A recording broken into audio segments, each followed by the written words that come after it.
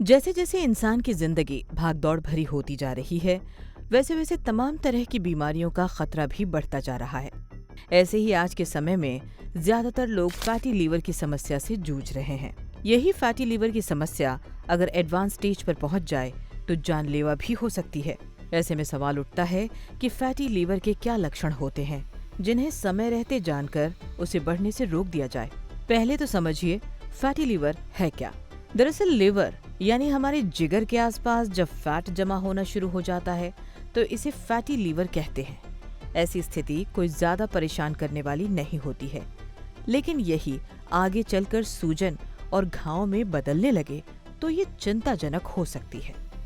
अब बात करें फैटी लीवर के लक्षण की।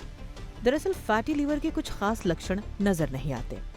अक्सर पेशेंट पेट के दाहिने तरफ ऊपरी हिस्से में दर्द बताते हैं क्योंकि लीवर बड़ा होता है और जब उसका कैप्सूल स्ट्रेच करता है तो दर्द होने लगता है।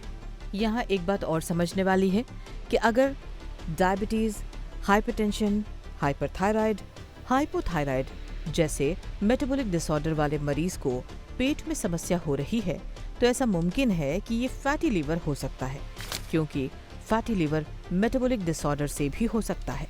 अकेले फैटी लीवर से कोई खास लक्षण नजर नहीं आते, लेकिन जब ये डिजीज धीरे धीरे प्रोग्रेस करता है और सिरोसिस और फाइब्रोसिस की तरफ बढ़ जाता है तो उसमें उस बीमारी के लक्षण आना शुरू हो जाते हैं।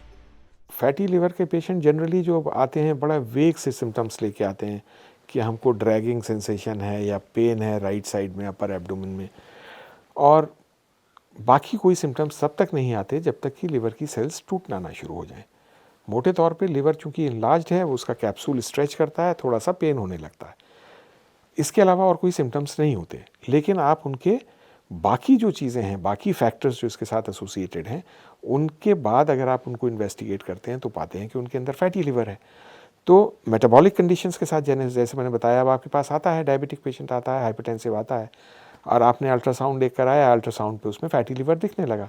तो ये सारी चीज़ें जो हैं, ये इसमें कोई सिम्टम्स एज सच नहीं हो सकते हैं, वो एसोसिएटेड कंडीशंस हैं, उनके सिम्टम्स के साथ भी पेशेंट आ सकता है। और अकेले फैटी लिवर से कोई बहुत ज़्यादा वैसे सिम्टम्स नहीं आएंगे, लेकिन हाँ, जब ये डिजीज़ प्रोग्रेस करती जाती है और सिरोसिस की स्टेज तक चली जाती है या सिग्निफिकेंट फाइब्रोसिस की स्टेज तक चली जाती है तो उसमें उस बीमारी के लक्षण आने शुरू हो जाते हैं, यानी लिवर सेल डिस्फंक्शन के लक्षण आने से शुरू हो सकते हैं। तो जैसे कि किसी भी क्रॉनिक लिवर डिजीज़ में आते हैं, जैसे किसी भी सिरोटिक पेशेंट में आते हैं, उसके लक्षण आपको फैटी लिवर डिजीज़ में भी मिल जाएंगे। लेकिन ये फैटी लिवर डिजीज़ की एक एडवांस स्टेज होगी, उसके पहले कोई बहुत ज़्यादा सिम्टम्स नहीं होते हैं, बहुत वेग सिम्टम्स होते हैं।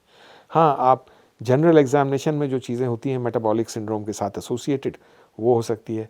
आप नाई के पास गए, उसने आपका जब वो बाल काट रहा था तो उसने देखा कि वहाँ पे अकेंथोसिस है, तो वो एक इनडायरेक्ट एविडेंस हो सकता है कि आपको हो सकता है फैटी लिवर भी निकले। फैटी लीवर से बचने के लिए बढ़े हुए वजन को कंट्रोल में रखना बहुत जरूरी है। ये सबसे बड़ी वजह है लीवर पर फैट जमा होने की। वहीं खान पान और लाइफस्टाइल में सुधार करें, एक्सरसाइज करें। वीडियो में दी गई जानकारी पसंद आई हो तो दूसरों तक भी साझा करें।